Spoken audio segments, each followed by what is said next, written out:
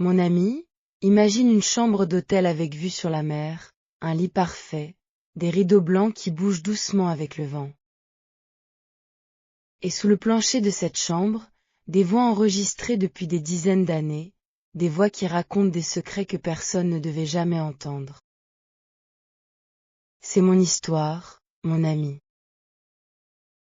Une histoire de silence, de courage et d'une femme qu'on avait oubliée.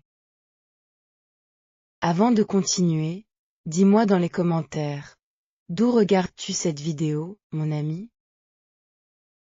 Peut-être depuis le Maroc, depuis la France ou depuis un autre pays du monde. Écris-le, j'aimerais savoir qui m'écoute. Je m'appelle Zineb. Je suis née dans une petite ville au bord de l'océan, au Maroc. Mon père réparait des bateaux de pêcheurs. Ma mère travaillait dans une école où elle apprenait à lire aux jeunes enfants. Nous n'étions pas riches, mais nous étions heureux. Le soir, mon père me racontait des histoires sur les bâtiments anciens de notre ville, sur les maisons construites en pierre blanche avec des fenêtres bleues. C'est là, je pense, que mon rêve est né. Je voulais devenir architecte. Je voulais dessiner des maisons, des écoles, des hôpitaux. Je voulais créer des lieux où les gens se sentent bien. Mais pour étudier l'architecture, il fallait de l'argent. Beaucoup d'argent. Mes parents ne pouvaient pas payer une université à l'étranger, et dans ma ville, il n'y avait pas d'école d'architecture. Alors, à 22 ans, j'ai pris une décision difficile. J'ai décidé de partir en France, de travailler quelques années, d'économiser de l'argent, puis de revenir étudier. Un plan simple, pensais-je. La vie, mon ami, avait d'autres projets pour moi. J'ai trouvé un travail dans un hôtel très élégant, au bord de la mer, dans une petite ville de la côte française. L'hôtel s'appelait l'Hôtel des Dunes. Un bâtiment magnifique, construit il y a presque 100 ans, avec de grandes fenêtres, un jardin plein de fleurs et une vue incroyable sur l'océan. Les clients qui venaient là étaient riches, très riches. Des hommes d'affaires, des acteurs, des familles aristocratiques. Moi, j'étais femme de chambre. Mon travail. Nettoyer les chambres, changer les draps, remplacer les serviettes, faire disparaître toute trace des clients précédents. Le premier jour, la directrice de l'hôtel, une femme sérieuse au visage fermé, m'a expliqué les règles. Tu ne parles pas aux clients, sauf si c'est nécessaire. Tu restes invisible. Les gens ici ne veulent pas voir le personnel. Ils veulent simplement que tout soit propre et parfait. Invisible. Ce mot m'est resté dans la tête pendant des mois. Et c'est vrai, mon ami, j'étais invisible. Je poussais mon chariot dans les couloirs, je nettoyais les chambres pendant que les clients étaient à la plage ou au restaurant. Personne ne me regardait vraiment.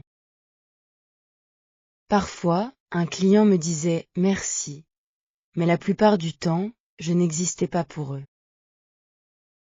J'étais juste une paire de mains qui rendaient leur chambre parfaite. Je travaillais 12 heures par jour, 6 jours par semaine. Le soir, dans ma petite chambre sous le toit de l'hôtel, je dessinais. Des plans de maison, des idées de bâtiments. Je gardais mon rêve vivant, même lorsque j'étais fatiguée, même lorsque j'étais seule. Je mettais de l'argent de côté, chaque mois, dans une petite boîte. Lentement, très lentement, mon rêve avançait. Un jour d'automne, environ 6 mois après mon arrivée, on m'a donné une nouvelle tâche, nettoyer en profondeur une chambre du dernier étage, la chambre numéro 32. Cette chambre n'était plus utilisée depuis longtemps. La directrice m'a dit qu'un problème d'humidité l'avait rendue inutilisable et qu'après les réparations, elle allait enfin rouvrir. Personne d'autre ne voulait faire ce travail, alors c'est tombé sur moi. La chambre 32 était différente des autres. Plus ancienne, avec un vieux parquet en bois qui craquait sous mes pieds. En nettoyant sous le lit, j'ai remarqué qu'une planche du plancher bougeait un peu, comme si elle n'était pas bien fixée. Par curiosité, j'ai tiré dessus. Elle s'est soulevée facilement. Et là, dans un petit espace creux, j'ai trouvé une boîte en métal, couverte de poussière. Mon cœur battait fort, mon ami. J'ai ouvert la boîte. À l'intérieur, il y avait un vieux magnétophone, de ceux qu'on utilisait il y a plusieurs dizaines d'années, et une dizaine de petites cassettes, numérotées à la main. Je suis restée assise par terre, la boîte sur mes genoux, sans savoir quoi faire. Est-ce que je devais tout donner à la directrice? Est-ce que je devais tout laisser là et oublier ce que j'avais vu? Ce soir-là, dans ma chambre, j'ai fait quelque chose que je n'aurais peut-être pas dû faire. J'ai emprunté un vieux lecteur de cassettes au gardien de nuit, un homme gentil qui aimait la musique ancienne, et j'ai écouté la première cassette. La voix était celle d'une femme, une voix fatiguée, qui parlait doucement, comme si elle avait peur d'être entendue. Elle racontait sa journée de travail, les clients difficiles, les horaires impossibles. Puis elle parlait d'une histoire d'amour secrète avec un homme marié, un client riche qui venait chaque été. Une histoire douloureuse, pleine d'espoir et de tristesse. À la fin de la cassette, la femme disait « Si quelqu'un trouve un jour cet enregistrement, je veux qu'il sache que j'existais, que j'avais des sentiments, que je n'étais pas qu'une ombre dans les couloirs de cet hôtel. » Ces mots m'ont bouleversé, mon ami. Je n'étais pas qu'une ombre. C'était exactement ce que je ressentais moi-même, chaque jour, dans cet hôtel. Les jours suivants, j'ai écouté les autres cassettes, une par une, en secret, la nuit. Chaque enregistrement faisait entendre la voix d'une femme différente, mais toutes travaillaient à l'Hôtel des Dunes, à différentes époques. Certaines racontaient des histoires d'amour. D'autres parlaient de choses beaucoup plus sombres. L'une des voix racontait comment un directeur de l'hôtel, il y a longtemps, criait sur les employés, les insultait, les menaçait de les renvoyer si elles n'obéissaient pas à tout ce qu'il demandait, même des choses qui n'avaient rien à voir avec le travail. Une autre voix parlait d'un vol de bijoux de grande valeur appartenant à une cliente célèbre. Ce vol n'avait jamais été résolu, et pour lequel une femme de chambre avait été accusée, sans preuve, simplement parce qu'elle était la plus facile à blâmer. Mais la cassette qui m'a le plus touchée était la dernière. La femme, manifestement plus âgée que les autres, parlait avec un accent que je connaissais bien, un accent marocain. D'après ce qu'elle disait, cette femme s'appelait Malika. Elle racontait qu'elle avait quitté le Maroc, comme moi, pour travailler en France, avec le même rêve, gagner de l'argent, puis rentrer au pays et s'y construire une vie meilleure. Elle travaillait à l'Hôtel des Dunes depuis plusieurs années. Mais, dans cette dernière cassette, sa voix devenait de plus en plus inquiète. Elle disait qu'elle avait vu quelque chose qu'elle n'aurait pas dû voir. Elle ne disait pas exactement quoi, comme si elle avait peur, même en parlant seule dans cette chambre, que quelqu'un puisse l'entendre. Elle disait qu'elle allait parler à quelqu'un, qu'elle allait dénoncer ce qu'elle savait. Et la cassette s'arrêtait là, brusquement, au milieu d'une phrase. Je n'ai plus jamais retrouvé son nom dans les documents de l'hôtel. Malika avait disparu. Pas de lettre de démission, pas de nouvelle adresse, rien. Comme si elle s'était évaporée. Mon ami, à partir de ce moment, je n'ai plus pu penser à autre chose. Je nettoyais les chambres avec les mains, mais mon esprit était ailleurs, occupé par cette femme disparue, par cette histoire inachevée. Je savais que je prenais un risque en cherchant la vérité. Mais je ne pouvais pas simplement oublier ce que j'avais entendu. Malika méritait qu'on se souvienne d'elle. Elle méritait que quelqu'un raconte la fin de son histoire. J'ai commencé mes recherches discrètement. Pendant mes pauses, je regardais les vieux registres du personnel, quand personne ne me voyait. J'ai trouvé le nom complet de Malika, et la date à laquelle elle avait cessé de travailler à l'hôtel, presque 30 ans plus tôt. Après cette date, plus rien. Aucune trace. J'ai aussi remarqué autre chose d'étrange. La famille qui possédait encore l'hôtel aujourd'hui, la famille Verlac, avait acheté l'établissement à cette même époque, il y a environ 30 ans. Avant eux, l'hôtel appartenait à une autre famille, plus ancienne, qui avait soudainement vendu, pour une raison qui n'avait jamais été clairement expliquée. Était-ce une coïncidence? Je ne le pensais pas. Une nuit, en rentrant dans ma chambre après mon service, j'ai remarqué que la porte n'était pas complètement fermée. Mon cœur s'est arrêté un instant. J'ai poussé la porte lentement. À l'intérieur, tout était en désordre. Mes vêtements étaient jetés par terre, mon sac ouvert, mes affaires fouillées. Et mon passeport, mon précieux passeport, avait disparu. J'ai eu très peur, mon ami. J'étais loin de chez moi, dans un pays étranger, privé de mon principal document d'identité. Sans passeport, je ne pouvais même pas prouver qui j'étais.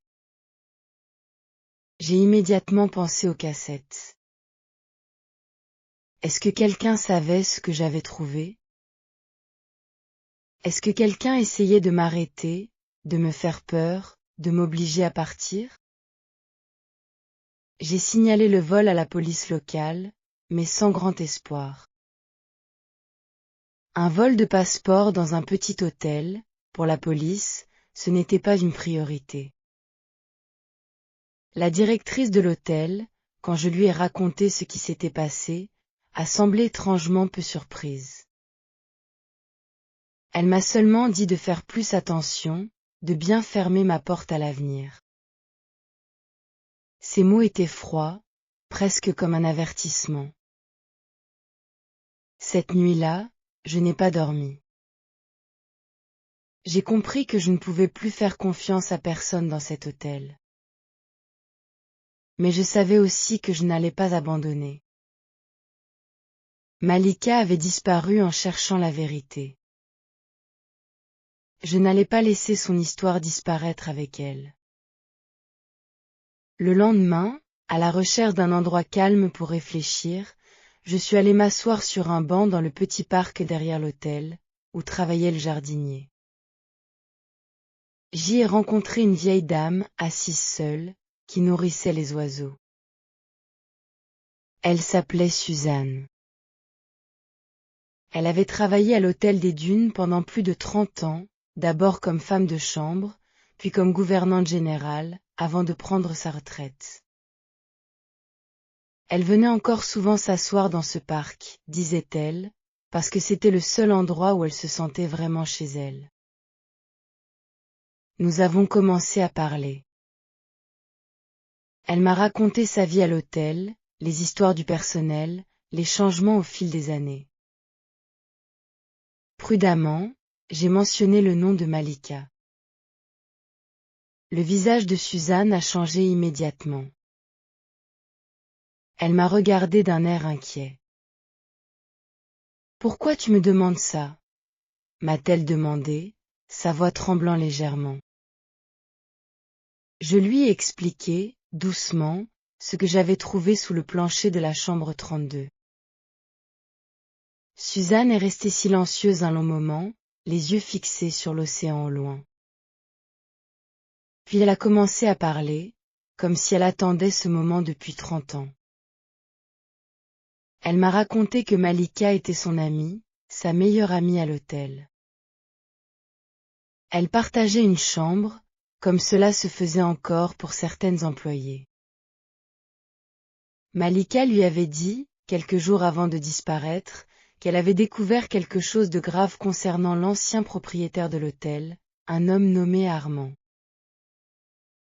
Malika avait vu, par hasard, une transaction étrange, un transfert d'argent qui n'apparaissait dans aucun registre officiel et qui provenait, selon elle, d'activités illégales dissimulées derrière le fonctionnement normal de l'hôtel. Malika avait aussi découvert que le vol de bijoux, dont une autre femme de chambre avait été accusée des années plus tôt, n'avait jamais vraiment été élucidé. En réalité, disait Suzanne, c'était Armand lui-même qui avait organisé ce vol pour toucher l'argent d'une assurance, tout en laissant accuser une employée innocente. Cette pauvre femme avait perdu son travail, sa réputation, tout, pour un crime qu'elle n'avait pas commis. Et Malika avait menacé de tout dire, a continué Suzanne, sa voix devenant très basse.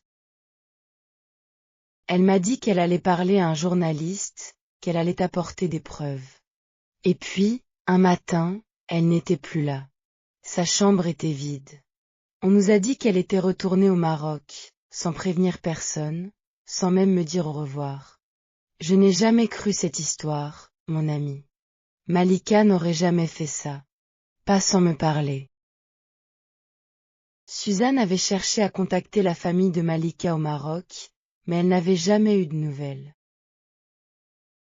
Après quelques années, épuisée et peut-être effrayée elle aussi, elle avait arrêté de chercher.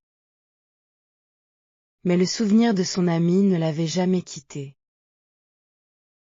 Mon amie, en écoutant Suzanne, j'ai senti une colère monter en moi, mais aussi une détermination nouvelle. Je n'allais pas laisser cette histoire mourir une deuxième fois. Quelques jours plus tard, alors que je prenais ma pause dans le jardin de l'hôtel, j'ai rencontré une jeune femme que je n'avais encore jamais vue. Élégante, mais habillée simplement, avec des cheveux courts et un regard direct. Elle s'est présentée, Camille, la fille des propriétaires actuels, la famille Verlac. Elle vivait habituellement à Paris, mais elle était revenue pour quelques semaines, disait-elle, pour réfléchir à sa vie. Camille était différente des autres membres de sa famille. Elle n'aimait pas le luxe superficiel de l'hôtel, elle trouvait cela artificiel, presque triste. Elle avait toujours eu l'impression, disait-elle, que quelque chose n'allait pas avec cet endroit, quelque chose de caché sous la belle façade. Nous avons commencé à parler souvent, pendant mes courtes pauses, dans des coins tranquilles du jardin. Un jour, je lui ai raconté ce que j'avais découvert, les cassettes, l'histoire de Malika, le vol de bijoux et celui de mon passeport. Camille m'a écouté sans m'interrompre, le visage de plus en plus sérieux.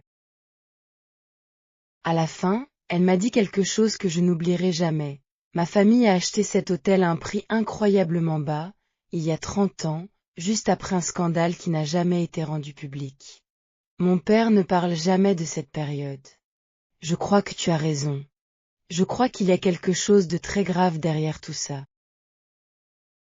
Camille avait accès à des documents que je ne pouvais pas voir moi-même. Les vieux contrats, les papiers de la vente de l'hôtel, les archives familiales. Ensemble, en secret, nous avons commencé à chercher. Nous avons découvert que l'ancien propriétaire, Armand, avait vendu l'hôtel très rapidement, pour un prix bien inférieur à sa valeur réelle, juste après la disparition de Malika. Nous avons aussi trouvé, dans une vieille boîte d'archives, une lettre jamais envoyée, écrite par Armand lui-même, adressée à un avocat. Dans cette lettre, sans le dire clairement, Armand semblait admettre qu'un problème avec une employée avait été réglé définitivement, et qu'il valait mieux, pour la sécurité de tous, vendre l'hôtel rapidement et disparaître discrètement. Réglé définitivement. Ces mots, mon ami, m'ont glacé le sang. Camille et moi avons compris que nous devions être extrêmement prudentes. Si quelqu'un avait déjà volé mon passeport pour me faire peur, alors quiconque protégeait ce secret depuis 30 ans était prêt à tout pour empêcher la vérité d'éclater. Suzanne, l'ancienne femme de chambre désormais à la retraite, nous a aussi beaucoup aidés. Elle se souvenait de petits détails, de noms, de dates. Elle nous a même confié une photographie ancienne montrant un groupe d'employés de l'hôtel, où on pouvait voir Malika, souriante, entourée de ses collègues. En regardant cette photo, j'ai senti que Malika n'était plus seulement une voix et un nom sur une cassette. Elle était devenue une vraie personne pour moi, une femme avec un visage, un sourire, une histoire. Nous avons continué notre enquête pendant plusieurs semaines. Camille a contacté un ami avocat, discrètement, pour comprendre nos options légales. Suzanne a retrouvé, dans ses vieilles affaires, d'autres petits objets ayant appartenu à Malika, qu'elle avait gardés par attachement depuis toutes ces années. Une lettre inachevée, un carnet avec quelques notes, une petite broche. Un soir, en fouillant plus profondément dans les vieux dossiers de l'hôtel, avec l'aide de Camille qui avait maintenant accès à toutes les archives familiales, nous avons enfin trouvé un document essentiel. Un rapport de police resté sans suite et jamais rendu public, décrivant la disparition d'une employée de l'hôtel des Dunes, exactement à la date où Malika avait cessé de travailler. Le rapport mentionnait des circonstances suspectes, mais aucune enquête sérieuse n'avait jamais été menée. Pourquoi? Probablement, mon ami, parce qu'à cette époque, la vie d'une simple femme de chambre marocaine ne comptait pas beaucoup aux yeux de certaines personnes puissantes. Ce rapport suggérait aussi, sans preuve définitive, qu'Armand avait organisé le départ forcé de Malika, voire provoqué sa disparition, pour l'empêcher de révéler ce qu'elle savait sur le vol de bijoux et sur l'argent caché de l'hôtel. Nous n'avons jamais réussi à savoir exactement ce qui était arrivé à Malika ce jour-là. Est-ce qu'elle avait été forcée à quitter la France dans la peur? Est-ce qu'il lui était arrivé quelque chose de bien pire? La vérité complète, mon ami, restait cachée, peut-être pour toujours. Mais ce que nous savions suffisait pour comprendre l'injustice qu'elle avait subie, et l'injustice subie par toutes les autres femmes dont les voix résonnaient encore dans ces vieilles cassettes. Pendant ce temps, à l'hôtel, l'atmosphère devenait de plus en plus tendue. La directrice avait remarqué mon comportement différent, mes questions discrètes, mes conversations fréquentes avec Camille. Un jour, elle m'a convoqué dans son bureau. Elle m'a dit, avec un sourire froid, que le père de Camille, M. Verlac lui-même, souhaitait me parler. J'étais terrifiée, mon ami, mais je savais que je devais y aller. Dans son bureau élégant, M. Verlac m'a reçu avec une politesse presque trop parfaite. Il m'a dit d'emblée qu'il savait que j'avais trouvé certains objets dans la chambre 32. Il savait aussi que j'avais posé des questions sur le passé de l'hôtel. Il ne m'a pas menacé ouvertement. Il a plutôt fait une proposition. Une somme d'argent considérable, beaucoup plus que ce que j'aurais pu économiser en 10 ans de travail. Assez d'argent pour financer plusieurs fois mes études d'architecture. En échange, je devais simplement oublier ce que j'avais trouvé, lui rendre les cassettes, signer un papier promettant de ne jamais parler de cette histoire, et quitter mon travail immédiatement, avec de bonnes recommandations, bien sûr. Mon ami, imagine ce moment. Toute ma vie, j'avais rêvé d'avoir assez d'argent pour étudier l'architecture. Et là, devant moi, cet argent existait vraiment, sur la table. Il suffisait de dire oui. Il suffisait d'oublier Malika, d'oublier Suzanne et sa tristesse de 30 ans, d'oublier toutes ces femmes dont les voix demandaient simplement d'être entendues. J'ai demandé un peu de temps pour réfléchir.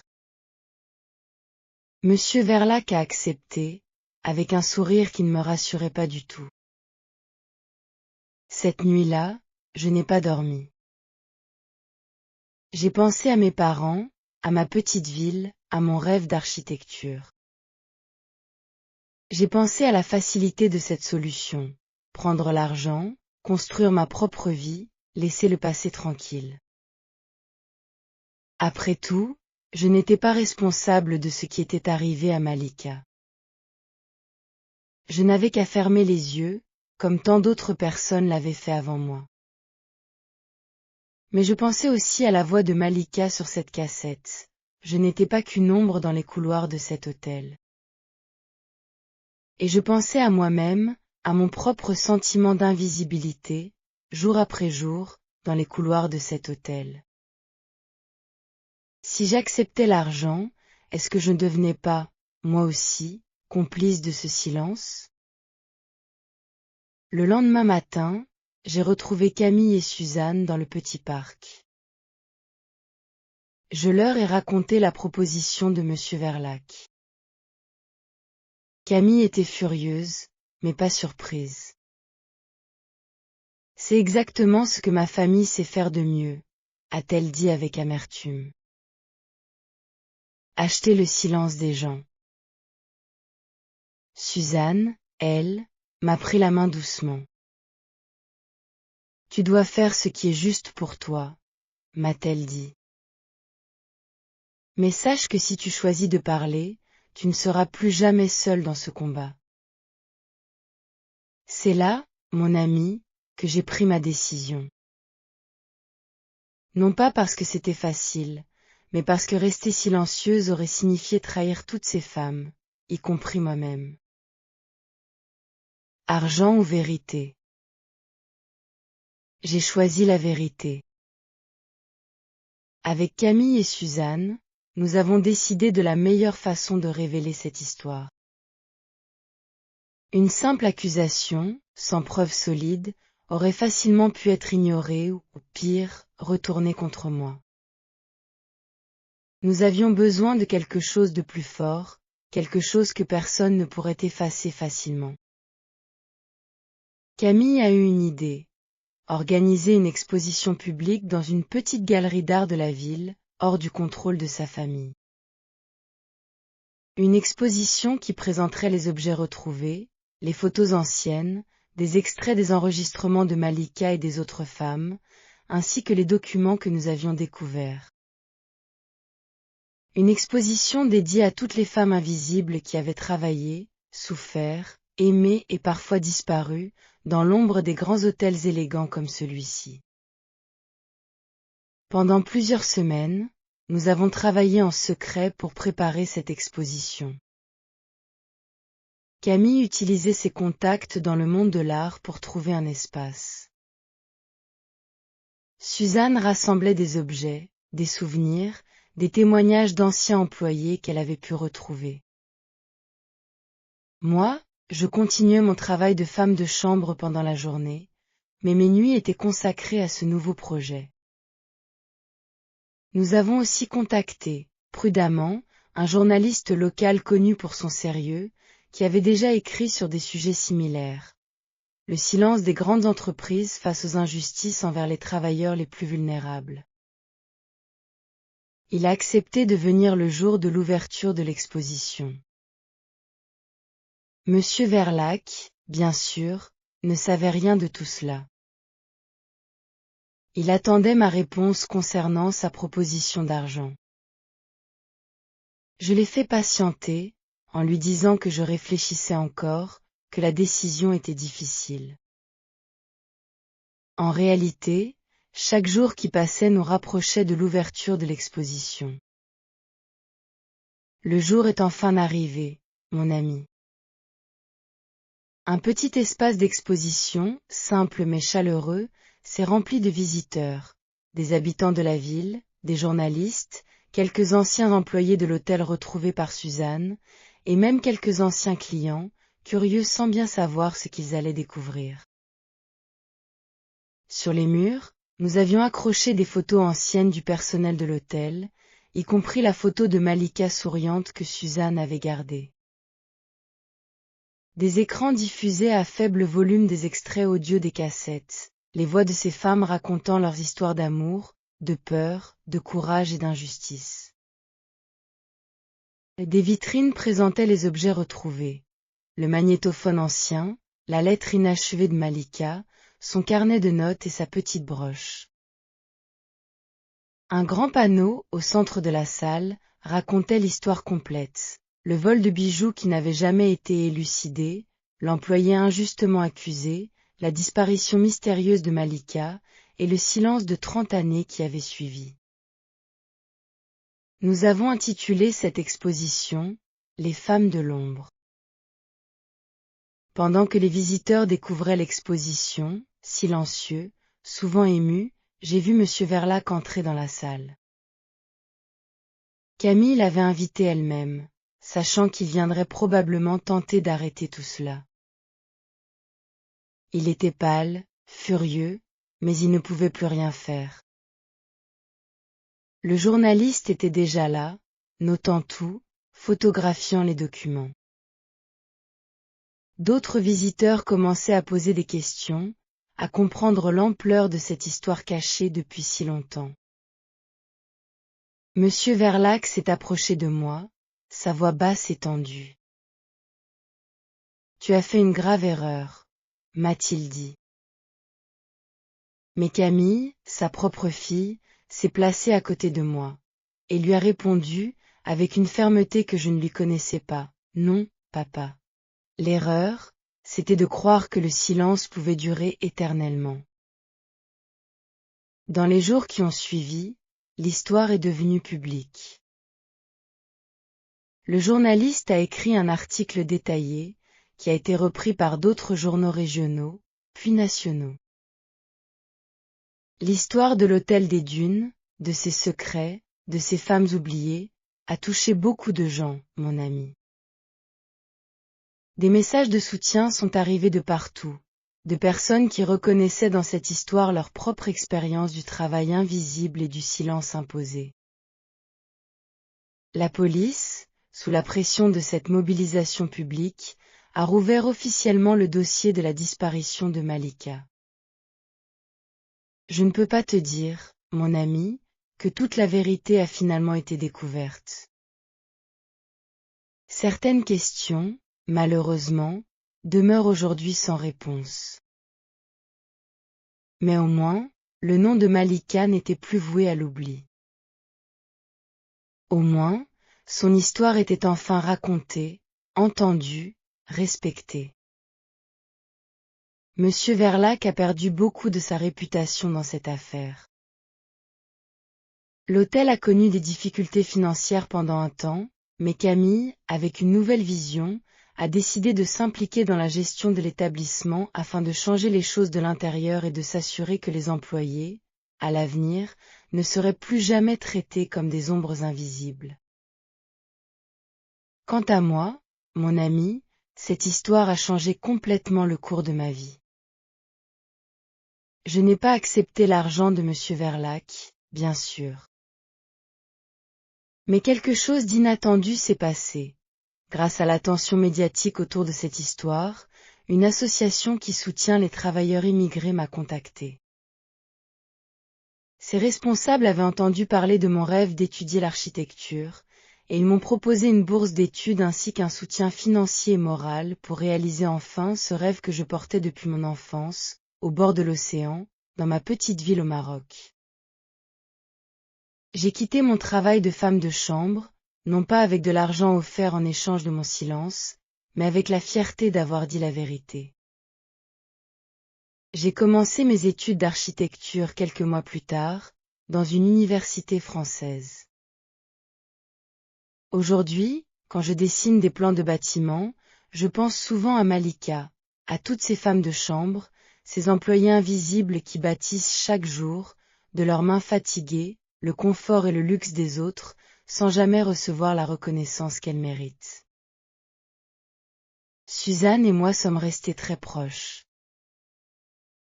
Elle vient souvent me rendre visite, et nous parlons encore de Malika, avec tristesse, mais aussi avec une sorte de paix, sachant que son histoire n'a pas disparu complètement, qu'elle continue à vivre à travers nous et à travers cette exposition, toujours présentée aujourd'hui dans une petite salle de la ville. Camille et moi sommes également devenus de véritables amis, malgré nos vies si différentes. Elle m'appelle parfois pour discuter de projets de rénovation à l'hôtel, des projets qui, cette fois, respectent réellement toute l'histoire du lieu, y compris ses parties les plus sombres. Mon ami, cette histoire m'a appris quelque chose de très important. Le silence protège rarement les innocents. Le silence protège surtout ceux qui ont peur d'être découverts. Chaque personne, même la plus invisible, même celle qui pousse un chariot de ménage dans un couloir d'hôtel sans que personne la regarde, mérite d'être vue, entendue, respectée.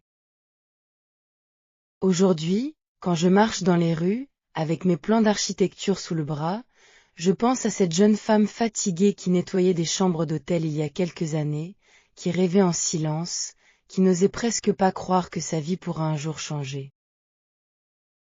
Je pense à Malika, dont la voix résonne encore parfois dans mes souvenirs, disant simplement qu'elle voulait exister, qu'elle voulait qu'on se souvienne d'elle. Et je pense à toi aussi, mon ami, où que tu sois en train de m'écouter. Peut-être qu'il y a, dans ta propre vie, des voix qu'on n'entend pas assez, des histoires qu'on n'a pas encore racontées. J'espère que cette histoire t'aura donné un peu de courage pour les écouter et peut-être même, un jour, le courage de les raconter à ton tour. L'hôtel des Dunes existe toujours aujourd'hui, mon ami, avec ses grandes fenêtres, son jardin fleuri, sa vue magnifique sur l'océan. Mais maintenant, dans le hall d'entrée, il y a une petite plaque, discrète mais visible, qui porte les noms de toutes les femmes qui ont travaillé là au fil des décennies, y compris celui de Malika. Une simple plaque, mais pour moi, elle représente bien plus qu'un simple hommage. Elle représente la victoire du souvenir sur l'oubli, de la vérité sur le silence, et de la dignité sur l'invisibilité. C'est ainsi que se termine mon histoire, mon ami. Une histoire de secrets cachés sous un plancher, mais aussi une histoire de courage, d'amitié, et de justice retrouvée après tant d'années de silence.